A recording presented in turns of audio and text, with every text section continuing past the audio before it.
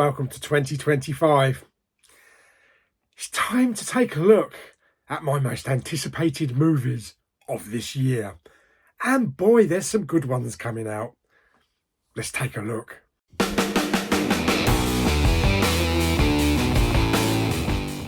Hey everyone, Big Pauly back for a brand new video and the first proper video of 2025. I've got my decaf latte, lovely. I have my list here of most anticipated films for 2025, and there's also 5 notable mentions as well. So I'm just going to flip the camera to one side so there's a gap over here or over here to put lots of little posters. So let me do that and then we'll get on to the list. Okay, so here we are. Here is the list.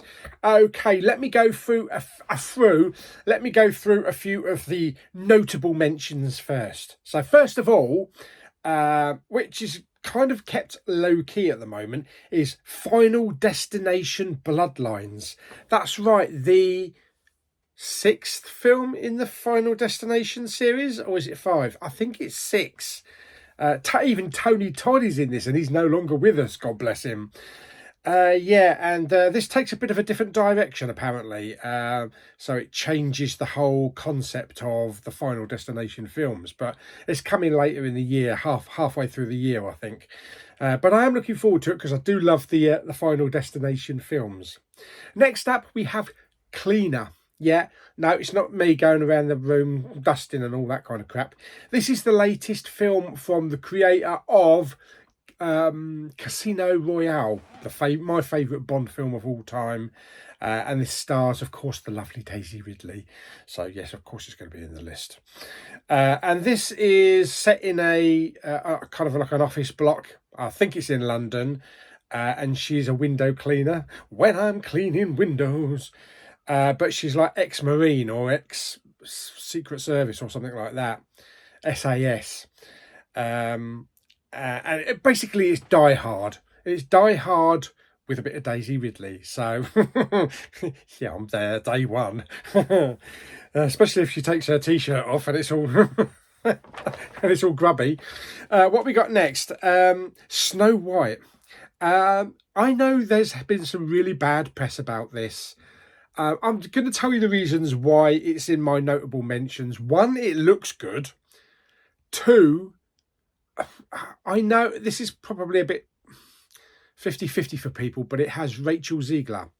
And I've always liked Rachel Ziegler, whatever you call her name. Yeah, since I first saw her in West Side Story, I thought she was absolutely fantastic in Steven Spielberg's West Side Story. I've never had a problem with her. She was even really good in the new Hunger Games, the Snakes and whatever it's called.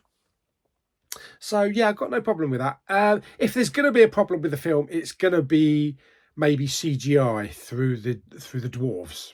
So we'll have to see. But as far as how it looks at the moment, it does have that classic Disney look to it. Recreated live action, so I'm actually quite kind of excited. Well, maybe I won't go that far, but it's also got Gal Gadot in it, so I think it's going to be good. I think the only reason people are going to slag it off is because they're intent on slagging it off before they've even seen it. So give it a chance. It might be one of the better live action Disney ones. Also notable mentions is Nobody 2. That's right. Love the first film. Bob Odenkirk, Christopher Lloyd. Bit of a surprise hit. So hopefully we get some more like the bus scenes.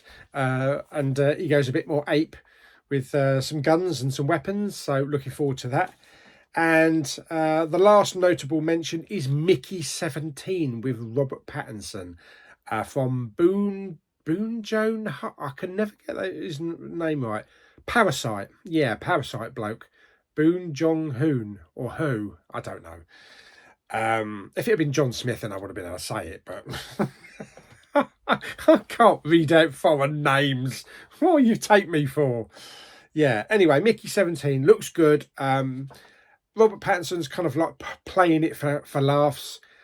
He gets killed over and over and over again, and he gets cloned. You know, he's like a duplicate or something, and he signs up for this deep space exploration or something, and gives his life to this organisation. That's what it looks like from the trailer. Anyway, it does look a lot of fun. Okay, so let's get on to my top 10. Number 10, Fantastic Four. Yes, I'm looking forward to this. It's going away from the previous Fantastic Four films that we've seen. It looks like from the trailer it's going like 60s style. So it's going to look very retro. It's going to look very WandaVision back in the 60s type of look. And maybe Lost in Space, that sort of thing. But it's going to have lots of bright colours. And I think it's going to have lots of advanced technology, but it's going to look old technology, if you know what I mean.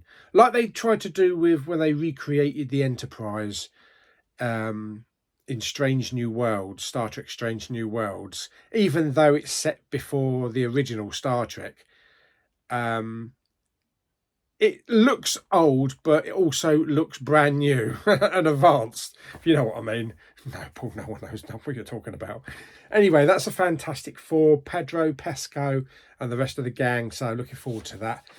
Number 9 is Elio, or Elio, however you pronounce it, I don't know yet. This is the latest from Pixar. Looks really good. The animation looks colourful. I think it's going to be a top one. It does give me that excited Pixar feel to it. So yeah, I'm really looking forward to watching that one. It's going to look fantastic on a 4K and on the IMAX screen as well. Right, let's have a swig of coffee. Here we go. Right, okay, so number 8 is Thunderbolts. Yes, we've seen a few trailers for it now. Got the Winter Soldier there. We've got David Harbour back as Red Guardian, and the rest of the gang. New gang, so it's kind of like trying to be the new Avengers, but not as good, not as successful. So it's in a way, it's kind of like the Suicide Squad's Avengers. Yeah, but it does look good. It looks fun, and we need to get back to fun Marvel and not be so serious. Number 7 is Ballerina with Ana de Armas, and this is from the world of John Wick. So I'm really looking forward to watching this. Keanu Reeves is in it. We've also got what's his name? Yeah, we've also got a few other cast members from the John Wick series. I keep forgetting the names. Yeah. I'll stick the names down here. I just can't remember them. So I'm looking forward to watching that. I will be watching that with Lulu and Claire, definitely at the cinema. Number 6, we have 28 Years Later. Yeah, we did 28 days later, 28 weeks later, and now we've got 28 years later. And I'm sure there would have been a 28 months later had they done it back in the day. But maybe, with other things going on and other films to do, they just didn't get around to do it. So they've just skipped and done 28 years. So I'm looking forward to watching it. I do enjoy the previous two. So hopefully we're going to get a good 28 trilogy. Number 5, the dinosaurs are back. Jurassic World Rebirth. Scarlett Johansson. I think this is going to be a surprise of the year, to be perfectly honest. This is directed by Gareth Edwards. We know Gareth Edwards, Rogue One. He did the 2014 Godzilla, not 2016, 2014 Godzilla. Plus he also did The Creator as well. So he's a very competent filmmaker. He has a direct love of the original Jurassic Park, and I've recently seen that this is on a par with the excitement of a Spielberg film like Jaws. So I'm hoping it's going to be a really big action adventure with lots of laughs in it, a proper summer blockbuster. So I've got high hopes for this one. And I know it's going to be good because it's just got the name Gareth Edwards tagged to it. Number 4, Captain America, Brave New World. Yes, it's Captain America's first voyage back to us after the Winter Soldier. Obviously, it's not Chris Evans. It's Anthony Mackie taking up the mantle again. And I think this is going to be good. We've got Harrison Ford in there as Red Hulk. And again, it's a more grounded Captain America. Kind of gives me vibes of a bit of the Winter Soldier. Kind of grounded and not so much space and science fiction, but more grounded here. So we'll see how that one goes. And it's also got the Chicken Man as well from Breaking Bad. Number 3, You Will Believe a Man Can Fly, is Superman. Yes, we've all seen the trailer now. Those of us that wanted to see the trailer, it looks good. I can't wait to see the dog, which I'm not familiar with because I never read any of the Superman comics back in the day. I know apparently they've changed the dog. I think it used to be a Labrador or something, or a Golden Retriever, and now it's a different breed of dog. But I think this kind of look kind of suits him or her, we don't know. Probably do if you read the comics. I'm hoping this is going to be a good one. Apparently early reports on this from people that have seen it early screenings is that this is on a par with the first Guardians of the Galaxy as far as fun and awesomeness. So if that's true, I think we're in for one hell of a ride. So be interesting to see that. Number 2, we got Avatar. Another one. Yes, we've got another one. I think we've got about another 12. Yes. Obviously, this has been delayed. Most of them have been delayed.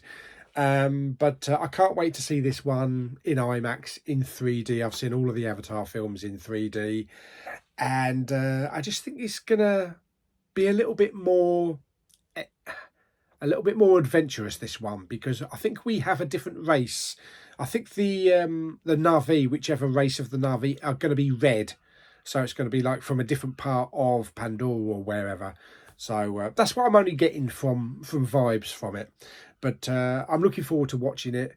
I know a lot of people slag off Avatar, but everybody goes to see it anyway.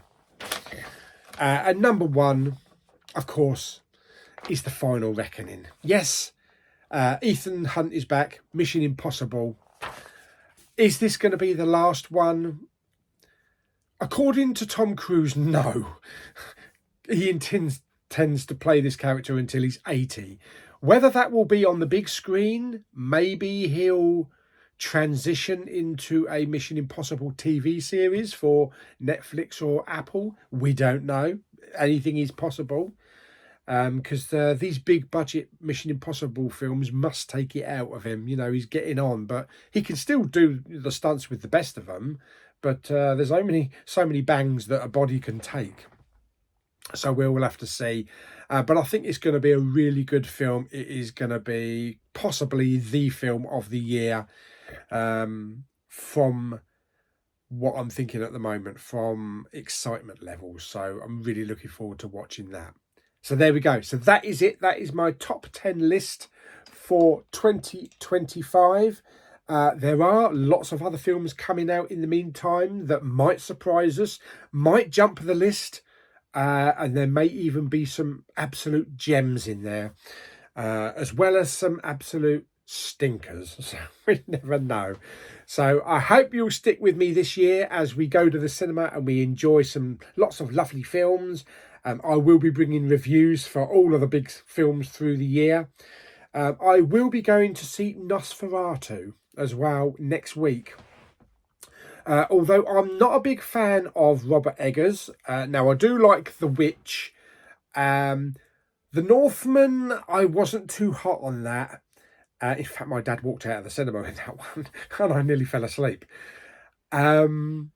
I do need to watch a few of his other films. So in the next couple of days, I'm going to be watching a couple of his other films to get up to speed in his style, because I know he uses a very kind of like stylistic look and feel to them.